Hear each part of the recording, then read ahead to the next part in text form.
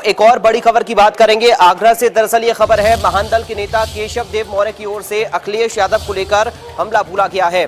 अखिलेश यादव बच्चे हैं और आजम खान जौहरी हैं, ये केशव देव मौर्य कह रहे हैं। उन्होंने कहा कि सपा से गठबंधन खत्म करने पर आजम खान से बातचीत हुई। राजनीति में संभावना कभी खत्म नहीं होती है।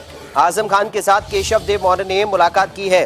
ये बड़ी जानकारी इस वक्त आपको बता दें। केशव देव मौर्य ने अब अखिलेश यादव पर निशाना साधा।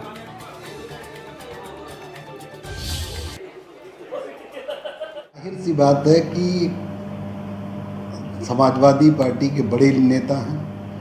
आदरणीय आजम साहब से जब मुलाकात होगी तो मैं भी राजनीतिक व्यक्ति हूँ, वो भी राजनीतिक शख्सियत है, तो राजनीति की ही बातें हुई। बहुत देर तक हम लोग बैठे और कल ही सुप्रीम कोर्ट की तरफ से बड़ा फैसला आया जौहर यूनिवर्सिटी के पक्ष में, और बहुत खुश भी थे। साथ में खाना खिलाए, बहुत प्यार दिए, बहुत आशीर्वाद दिए, बहुत सी चीज़ें उन्होंने बताया। हाँ, मुख्य मुद्दा ये था, वो ये जानना चाहते थे कि समाजवादी पार्टी गठबंधन में महान दल किस तरह आया और क्या क्या ऐसी दिक्कतें आई जिसकी वजह से गठबंधन टूटा और मुझे गठबंधन से अलग होना पड़ा। मैंने एक एक छोटी भी डिटेल उन्हें दी क्योंकि उन्होंने समय खूब दिया मुझे, मेरे साथ घंटों बैठे और उन्हें सब कुछ मैंने बताया। अब्दुल्ला आजम साहब भी थे, उन्हें भी मैंने काफ़ी एक्सप्लेन किया। उन्होंने कहा कि नहीं, कुछ गलतियां हुई हैं, और मुझे भी उन्होंने कुछ बातें कही कि जिन विषयों पर मुझे जवाब नहीं देना था या गोलमोल जवाब देना था, तो मुझे भी उन्होंने कहा कि दोनों ओर से रिश्ते चलाने चाहिए। समाजवादी पार्टी के कद्दावर नेता आजम खान के निमंत्रण पर उनसे मिलने रामपुर पहुंचे महान दल के राष्ट्रीय अध्यक्ष केशव देव मौर्य और लगातार उनसे मुलाकात की। कई घंटे की लंबी बातचीत हुई। उस बातचीत का क्या सियासी माने निकाले जा रहे हैं, उसको लेकर हमारे साथ केशव देव मौर्य जी हमारे साथ हैं। हम पूछेंगे, सर आपकी आजम खान जी से मुलाकात, लंबी मुलाकात, तमाम राजनीतिक मायने निकाले जा रहे हैं, क्या सर मुलाकात में रहा? आजम साहब बहुत बड़े नेता हैं और बहुत बड़ा कद है और बहुत सम्मानित व्यक्ति हैं और बहुत ज्ञान है। मुझे अवसर मिला उनसे मिलने का। फ़हीम इरफान बिलारी के विधायक हैं, हमारे छोटे भाई हैं। उन्होंने हमसे कहा कि आप जब गठबंधन टूटा तो दुखी थे, वो नहीं चाहते थे कि गठबंधन टूटे। मुझसे अक्सर कहते रहते थे आप गलत फैसला मत करिएगा, कहीं चले मत जाइएगा। मैंने कहा नहीं, तो कहीं दलित पिछड़ों का और अल्पसंख्यकों का नेतृत्व करना और उनके हक अधिकार के लिए लड़ाई लड़ना आप करते रहें, तो आप इसको आगे बढ़ाइए। तो उनके प्रस्ताव पर आदरणीय आजम साहब तैयार हो गए और मुझे उन्होंने बुलाया। मैं गया। ये मेरा सौभाग्य है कि आदरणीय आजम साहब ने मुझे बहुत समय दिया, सम्मान दिया, खाना खिलाया, मिठाई खिलाई और आशीर्वाद भी दिया और बहुत सा ज्ञान भी दिया।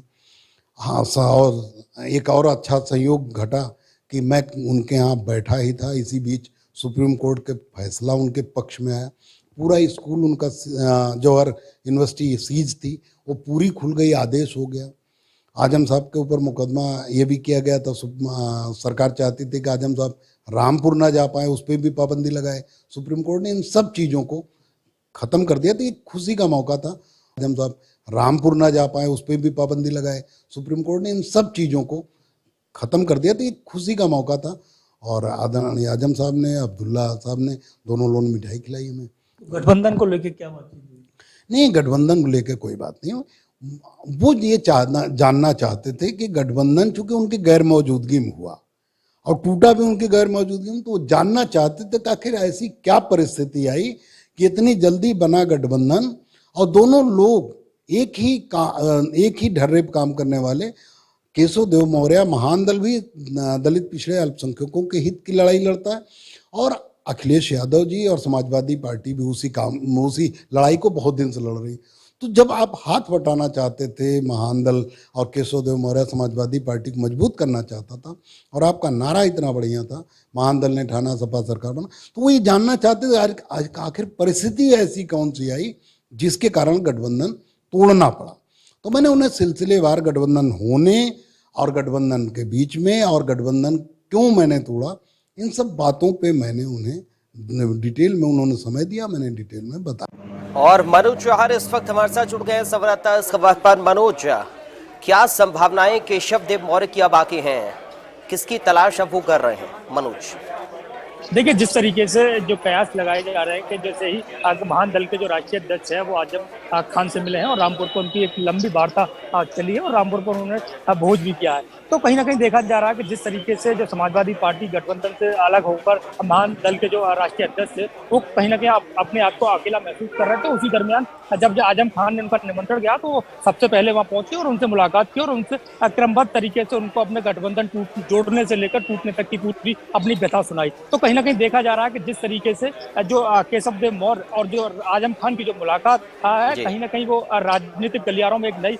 सियासत का समीकरण देखने को मिल रहा है। जिस तरीके से ओम प्रकाश राजभर अब गठबंधन का साथ छोड़ गए और शिवपाल यादव भी कहीं ना कहीं गठबंधन का साथ छोड़ने के लिए अग्रसर है। तो कहीं ना कहीं देखा जा रहा है कि चलिए, बहुत शुक्रिया आपका मनोज तमाम जानकारी और इस पूरी बातचीत के लिए। बढ़ते आगे अब बात करेंगे मेरठ से बड़ी खबर की। बड़ी जानकारी इस वक्त मेरठ से सामने आ रही है जहां पर कावड़ पर थूकने के मामले पर विवाद हुआ है। नेशनल हाईवे 58 पर कावड़ियों ने जोरदार हंगामा किया।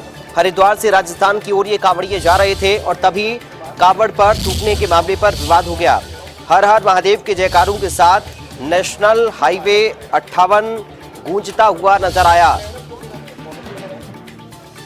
तो तस्वीर आप देखिए, भारी संख्या में पुलिस की मौजूदगी भी इस वक्त आप देख सकते हैं। एक समुदाय के लोगों ने कावड़ पर थूका, ये आरोप इन कावड़ियों का है। तमाम प्रशासनिक अधिकारी मौके पर पहुंच गए। ये हंगामा होता देख ये पूरा बवाल जैसे ही शुरू हुआ तुरंत अधिकारी मौके पर पहुंचे और स्थिति को संभालने की कोशिश की। दरअसल हरिद्वार से राजस्थान की ओर ये कावड़िए जा रहे थे और इन कावड़ियों को ये आरोप है कि एक विशेष समुदाय के लोगों ने कावड़ पर थूका और उसके बाद इन लोगों ने हंगामा करना शुरू कर दिया। हर हर महादेव के जयकारों से पूरा हाईवे गूंज गया और उसके बाद प्रशासनिक अधिकारियों की मौजूदगी आप इस वक्त अपनी टीवी स्क्रीन पर देख सकते हैं।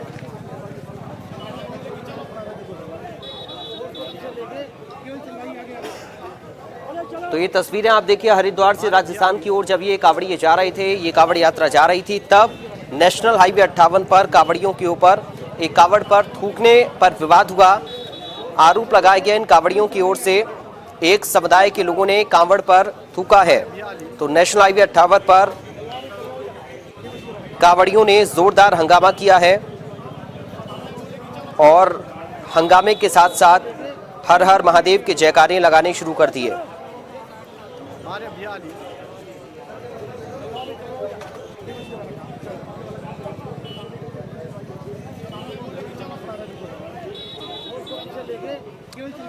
और चलिए बढ़ते आगे, एक और बड़ी खबर की बात करेंगे। एक बड़ी और अहम जानकारी इस वक्त आपको बता दें। दरअसल ये पूरा मामला स्मृति ईरानी की बेटी से जुड़ा हुआ है। अब कांग्रेस के हमले पर स्मृति ईरानी ने जवाब दिया है। कोर्ट में कांग्रेस से जवाब मांगूंगी, ये स्मृति ईरानी कह रही हैं। मेरी बेटी पढ़ती है, बार नहीं चलाती है, स्मृति ईरानी की ओर से कहा गया है। क्या आरटीआई के जवाब में मेरी बेटी का नाम है, ये स्मृति ईरानी ने सवाल कांग्रेस पार्टी से पूछा। तो आरोपों को साफ और सिरे से खारिज करती हुई स्मृति ईरानी ने कहा कि कोर्ट में कांग्रेस पार्टी से मैं जवाब पूछूंगी। वो लड़की एक अवैध बार चला। अपनी एक प्रेस कॉन्फ्रेंस में कांग्रेस के प्रवक्ता ने हंसते हुए जिस लड़की पर आक्रमण किया वो राजनीति में नहीं है, एक साधारण से कॉलेज स्टूडेंट के नाम पर अपना जीवन व्यतीत कर रही है। लेकिन कांग्रेस के प्रवक्ता ने अपने हाथ में कागज दिखाते हुए यह आरोप मढ़ा कि वो लड़की एक अवैध बार चलाती है। मैं पवन खेड़ा से कहना चाहती हूं, मेरी 18 साल की बेटी कॉलेज में पढ़ती है। मेरी 18 साल की बेटी कोई बार नहीं चलाती। पवन खेड़ा ने यह कहा कि मेरी बेटी को शो कॉज नोटिस दिया गया और अपने हाथ में 2 कागजात दिखाए। मैं आज पूछना चाहती हूं उन कागजों में मेरी बेटी का नाम कहां है। जयराम रमेश ने कहा कि वो आरटीआई के आधार पर मेरी बेटी पर, जो 18 साल की है, राजनीति में नहीं है, कॉलेज की स्टूडेंट है, आरटीआई के आधार पर वो मेरी बेटी पर आरोप मढ़ रहे हैं। मैं जयराम रमेश से पूछना चाहती हूं कि क्या आरटीआई की उस एप्लीकेशन में मेरी बेटी का नाम है? क्या उसके जवाब में मेरी बेटी का नाम है? तो आपने सुना स्मृति ईरानी ने बाकायदा प्रेस कॉन्फ्रेंस करके बताया कि दरअसल जो आरोप कांग्रेस पार्टी की ओर से लगाए जा रहे हैं, पवन खेड़ा की ओर से लगाए जा रहे हैं, उन आरोपों में कोई दम नहीं है और कोर्ट में कांग्रेस पार्टी से इसका जवाब लोगी, ये स्मृति ईरानी कहती हुई नजर आई। दरअसल कांग्रेस पार्टी की ओर से आरोप लगाया गया था स्मृति ईरानी की बेटी को लेकर कि वो अवैध तरीके से बार चलाती हैं, लेकिन स्मृति ईरानी ने कहा कि मेरी 18 साल की बेटी बार नहीं चलाती बल्कि पढ़ती है। दरअसल अमेठी में कांग्रेस पार्टी को हराकर, कांग्रेस पार्टी के किले को ढहाकर, राहुल गांधी को हराकर मैंने अमेठी का किला जीत लिया, इस वजह से कांग्रेस पार्टी की खींच है और मेरे ऊपर अनर्गल, मेरी बेटी के ऊपर ये बेबुनियाद आरोप लगाए जा रहे हैं। तो फिलहाल न्यूज रूम लाइव से मुझे दीजिए इजाजत, बाकी खबरों के लिए आप देखते रहिए इंडिया न्यूज।